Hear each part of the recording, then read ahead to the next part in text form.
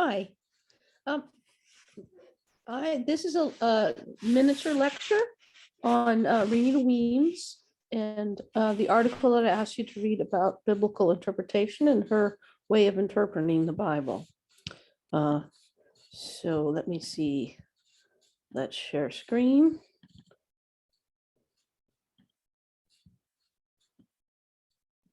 And let's see, how do I get this to start? There it is. I think that should do it. There we go. So this is on Renita Weems and biblical interpretation. And this is a great picture of Renita Weems on her bicycle. And you know me, and I love bicycles. So I wanted to share that one with you. So this is the title of her article that we're reading is called "Reading Her Way Through the Struggle: Biblical Interpretation." So Renita Weems is ordained in the African Methodist Episcopal tradition, and here's a picture of her. She was the first African American Hebrew Bible scholar with a PhD from Princeton. So I think that's pretty amazing, an amazing accomplishment for her. She is June 26th, so that makes her Cancer, and if anybody's interested in astrology. She taught at Vanderbilt. She was there at Vanderbilt when I was there for a year, but our paths did not cross. I didn't get a chance to take a class with her, but I did see her in the hallways, and I did get to hear her lecture. She also taught at Spelman and American Baptist College. Her dissertation focused on marriage imagery in the Hebrew prophets, focusing largely on the books of Jeremiah, Ezekiel, and Hosea. Now, the article that I asked you to take a look at is about how to read and engage the authority of the Bible and different interpretive approaches. Now, the ways we read the Bible and engage the Bible, it varies according to our tradition, the tradition that we come from. It varies in terms of our context.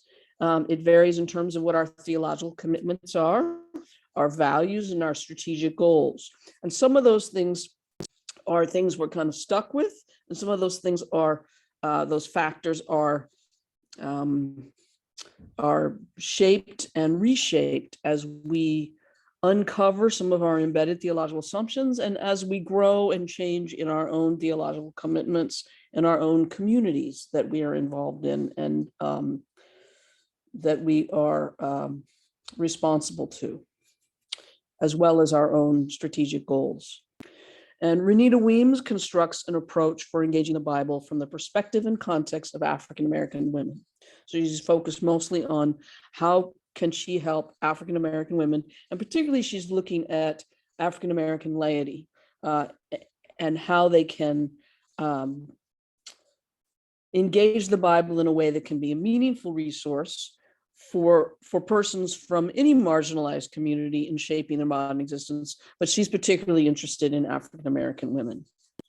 Her approach negotiates the social literary universe of the Bible as paradigmatic of a liberationist and liberated hermeneutic. That's a quote from her article.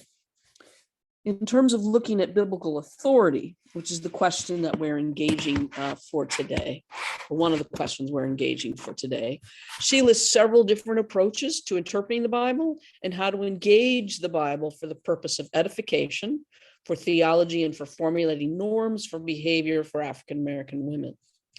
She highlights the complexity, and sometimes there are competing and conflictual strategies and conflicting interpretations for reading the Bible. People have different reasons for reading the Bible. People have different ways of using or engaging with the Bible, either in worship or in personal biblical study or in communal biblical study, and in doing theology, which is one of the things that we're focused on primarily, is how do we engage the Bible as an authoritative text for us constructing, creating, critiquing our own theological commitments and claims, and thus how we play that theology out. Now, Weems argues against many of the approaches to biblical scholarship that we've examined earlier, and particularly those that highlight objectivity try to look at the original context or the original meaning or function of a biblical passage, story, book, or tradition. She argues against those approaches that also argues against the approaches that follow the church's tradition of engaging the stories, passages, and themes from the Bible for the purpose of how it functions in worship and how it can be used in sermons. Now, you recall, I want you to put this in context, because this is a different approach than, say, maybe Williamson has. Now, recall the various approaches to biblical interpretation. So the one of them, and this is a main one that a lot of theologians and ministers have engaged with in the past couple of centuries, and that is the historical critical method. And that has in it a whole bunch of different ways of approaching the text. So it's looking at what the text meant, but all of them have what they have in common is that they're looking to see what did the text mean and how did it function in it originally, when it was written down or when it was created, and how it was used originally, and then when it was written down and how it continued to function from either 3,000 years ago or 5,000 or 2,000 years ago. So some of the texts we have, they're oral traditions. So we have to look at how did they function as oral traditions before they got written down. So for example, Paul's letters are not oral traditions. They're written down. I mean, he speaks them, but they're written down and sent. And then they function kind of orally by being read to the community. Whereas stories about the creation of the world originally are stories that are told orally and passed down orally and are shared at different times. Here's the beginnings of time. Here's the beginnings of how we understand how our place in relation to the creation of the world and God's purpose in the world. So we have to consider those things as well. Another method, and by the way, the historical critical method has a variety of different foci. So some folks will look at particular genre. They'll look at this text is lyrical, or this text is more something that was used in liturgy, like the Psalms, or this text is more trying to tell the history so you can remember who your ancestors were and what they did. Or it could be stories about here's how we know how to behave or how not to behave, or they could be metaphors for how God relates to the community at large, whether that's Israel or the church or the disciples or a particular community. Now, the next approach is the church tradition approach. And this is how the text functions and has been used in the church.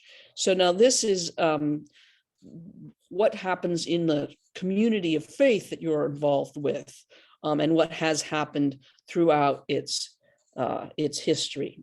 So for example, scripture functioned differently in the 3rd century than it did in the 14th century, and that it does in the 18th century, and that it does perhaps in many communities and churches today.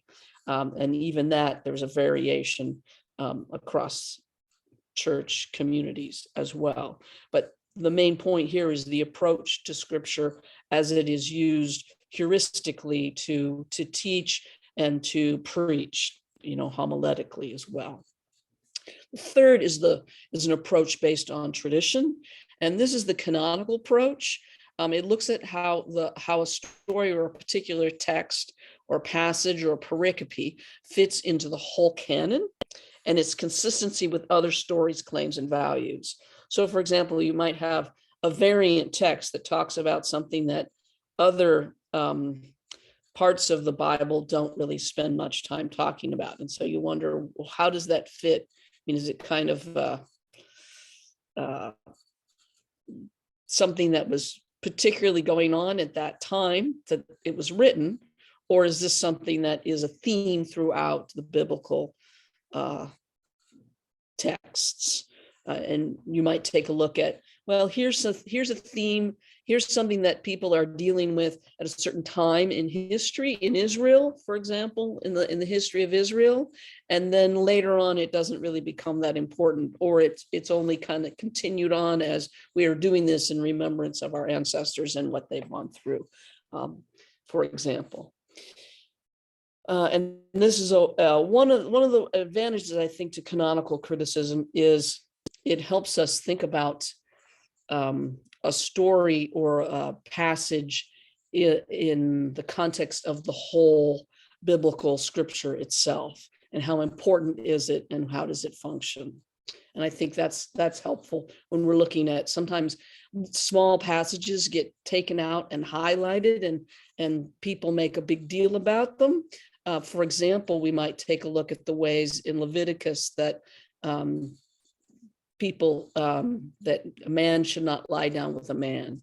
And that's taken completely out of context when it gets preached about, I believe, when it gets preached about in today's churches, when it's trying to make an argument against gay people, because it's not really about gay people. It's not really about people in same-sex committed relationships.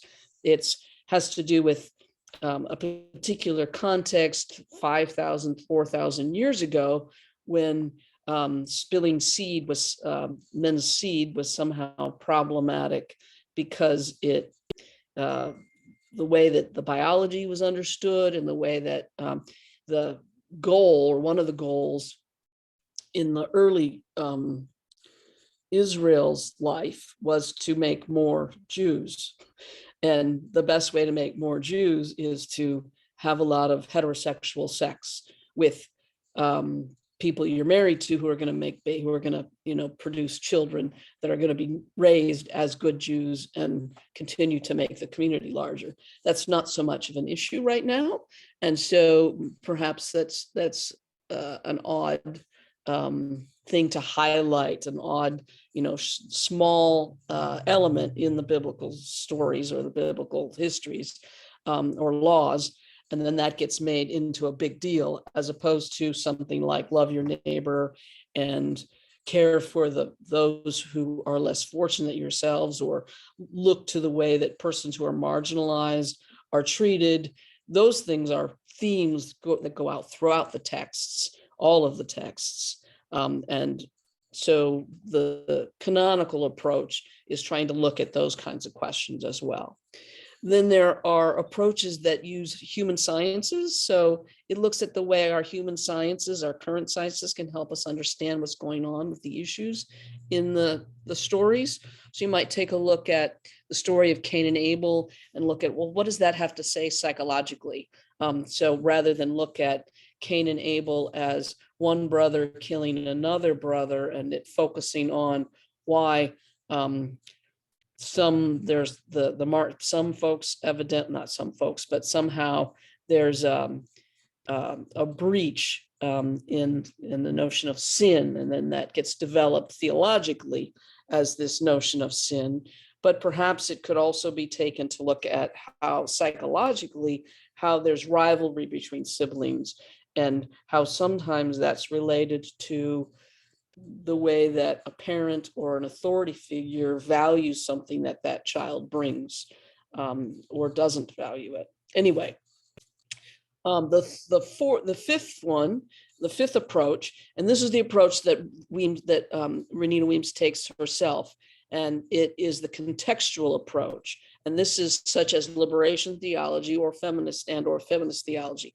And the questions here are to look at, how has this text been misused to reinforce the oppression that was going on at the time or that's going on now, and how it could be used to highlight the importance of liberation. So there's some texts that can be used to highlight the problems that have happened. And then there's other texts that can be used to highlight the way that liberation is really important, and that it's significant in the biblical text itself to listen to the voice of the unheard and the underrepresented. And liberation theology in itself looks to try to uncover some of the voices that, or some of the themes of what's not said about or what those persons who are not represented or underrepresented might say or respond or be saying or be responding that the text is perhaps addressing. So sometimes you get a text that's prohibiting. So for example, Paul is saying women shouldn't speak in church. Well, first there's a context of what's happening. And we don't actually know what the context is, but we do know this. If there's a prohibition against it, it means it was happening, but that isn't talked about. We don't know. We don't get to hear what was being said. What were the women saying? What were they trying to institute? Why were the authority figures, the people who had the power, trying to keep them quiet? We don't know. At any rate, so I mean, that's the liberation theology or feminist theology wants to uncover what the text might reveal about what's going on in that context, in that situation, and see how it can be helpful for us today. Now, Renita Weems goes further to suggest that instead of any of these various approaches that I've just mentioned, so she does follow the liberation theology in general, but instead of the other approaches that I've mentioned, she suggests a different approach. Now, she also doesn't want to simply reject the Bible as an authoritative source for religious knowledge, but rather she's suggesting that we could take a look at the portions of the Bible that are central for grasping God's liberating activity and allow these portions to become the norm. Remember, we talked about critical norms, and a norm is something that is a criteria by which you judge other stories and histories, claims, letters, and commands. Note that's similar to the contextual approach mentioned that we've mentioned above. The contextual approach that I just was talking about. She suggests that African-American women hold a creative tension in their engagement with the biblical stories and texts, while identifying the often complex and competing identities and communities to which they are accountable. So in other words, there's a tension for African-American women that she's suggesting, and that is that taking a look at the biblical stories in their texts, at the same time looking at the variety of different communities or commitments that they have personally or individually. So I might be a woman who has a commitment. If I'm an African-American woman, I have a commitment to a community of an African-American church. I might also have a commitment to the liberation of women. I might also have a commitment to persons who are concerned about the care of others, because maybe I'm a nurse, or I'm someone that's in the caring profession, maybe a psychologist or social worker. So you have these, sometimes they're competing and sometimes they kind of come together, these identities and these complexities of the communities to which you're accountable. And so what the point here is that she's focused on how does text, how do we read the text in terms of what it says to and how it could be meaningful for and practical for the communities that we're living in now, rather than looking at what it said originally or trying to discern how it functioned in its originally when it was written, or when it was canonized, or when it was and how it was used in the church in the past. So I encourage you to reflect upon these questions and how her answers relate to the way you answer and address how you read and engage the Bible and its authority. Now, she's concerned particularly, and she highlights the ways that the Bible has been misused. And she reflects upon this ambiguity of the Bible's authority for persons who are in marginalized communities. For an example, she points to the way that Howard Thurman was influenced by his grandmother's response to the way that slave owners justified the abuse that she suffered by a misuse of a passage from Paul's letter to the Ephesians about slaves, be obedient to your masters. And Paul actually makes an argument that is trying to spiritualize that text. But at any rate, so it was misused. This particular text was misused. And so she refused to listen to anything that Paul wrote or was in the Pauline body of work. We see this in Thurman's theology as well. You can see that was influential for him. And we see that there's a focus in much African-American theology to focus not what on Paul says about anything, but to focus on the Gospels themselves and what Jesus does, and as well as the prophets from the Hebrew scripture. Now, Weems delineates the traumatic impact that this had on Thurman's grandmother and a whole generation, which in turn impacted generations following, such that the whole of the Pauline corpus is discredited. She concludes that all authoritative texts are read from the eyes of a dominant meaning-making machine, and that any norm coming from their interpretation must be questioned. So I encourage you to reflect upon the detrimental effects of any misuse of the Bible for one's own purposes, or for the purposes of those persons who have the most power, whether that's the priest or the pastor or a biblical scholar or a community of biblical scholars, and to keep it in mind as you reflect upon how you understand biblical authority, and to keep in mind the techniques that she's using that to help you uncover some of those embedded assumptions about how you've understood what the Bible is saying, and also attend deliberatively, that's a code word that you all should know what I mean by that, to the way that you use the Bible and biblical authority in your own theological reflections and constructions, and to help you not fall into that misuse.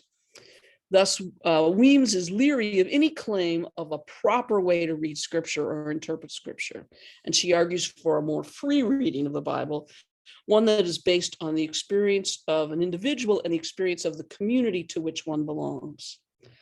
So she develops something that is a critical reading strategy. And strategic reading is a very important approach that she highlights and engages with and argues for, really. So in addition to taking the themes of liberation of oppressed people as the norm for appropriating themes or texts or insights that come from a text, she also calls us to be critical of the portions of the Bible in which individuals are slaughtered, subjugated, silenced, and silenced due to their identity. This could be an identity as gender, or identity as religious or ethnic, class status, race, etc., as opposed to what it is they've done or what they're doing. While she makes use of many techniques in biblical feminist scholarship, she's also critical of it when white woman's agenda is highlighted. And an example of this is the way that she interprets the story of Sarah and Hagar in terms of instead of in terms of two women who have had babies from the same Jewish man, she interprets it in terms of a white woman against a Black woman.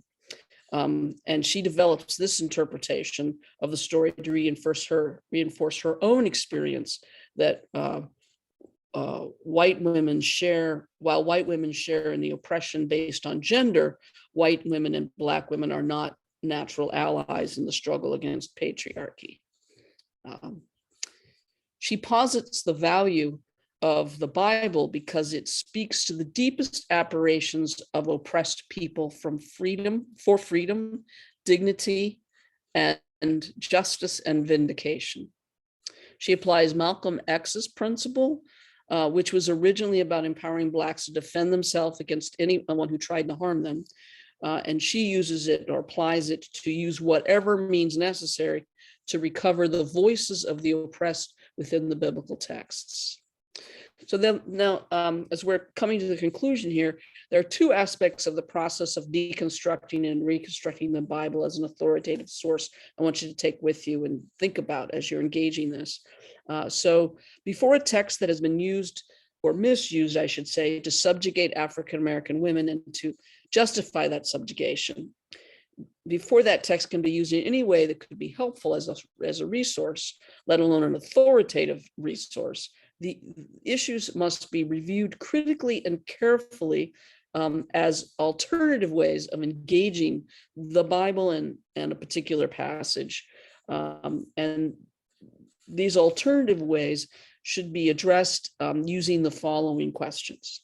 One, how does and should the reader engage Scripture with attention to her own history, context, community, and hopes?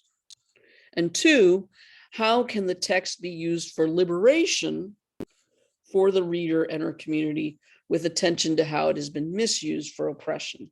So I encourage you to take a look at those two questions as you're engaging biblical texts, particularly problematic biblical texts. And this is really helpful, I think, more so for sermon writing. I mean, it's helpful for doing theology as well, but it's helpful particularly for the homiletical approach to how do you deal with a text that you're given to preach a sermon on. So in conclusion, she's engaging the liberative elements of a text and engaging the text for liberation. So think about those two things: liberating elements of a text and engaging the text itself for liberation. The focus then is not on the text, but it's on the reader's social and ethnic context and her own experience, needs, and hopes. Weems asserts that while most passages in the scripture are not from the perspective of the oppressed, there are elements from the underside that can be discerned. And that's part of the work of the biblical scholarship, is discern those elements. She seeks to empower all African-American women to read and engage the Bible, not just scholars, to read and engage the Bible from her own experience.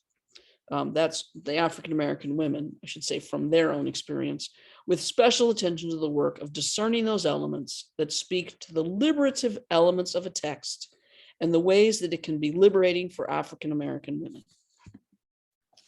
So I encourage you to think about your own reflections on this article, and also to place those reflections in the larger context of these questions. How do you discern the meaning of a biblical passage and its assertions or claims?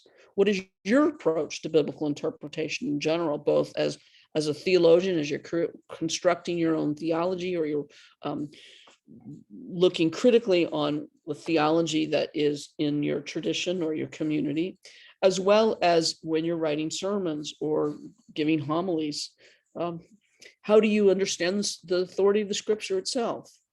What role does it play in your theology? Is it the main source? Is it one source among many? Is it a source that uses other sources to interpret and apply it? How do you relate scripture to the other authoritative sources? So I encourage you to reflect upon those, and we will have conversation about that when we meet. Thank you very much.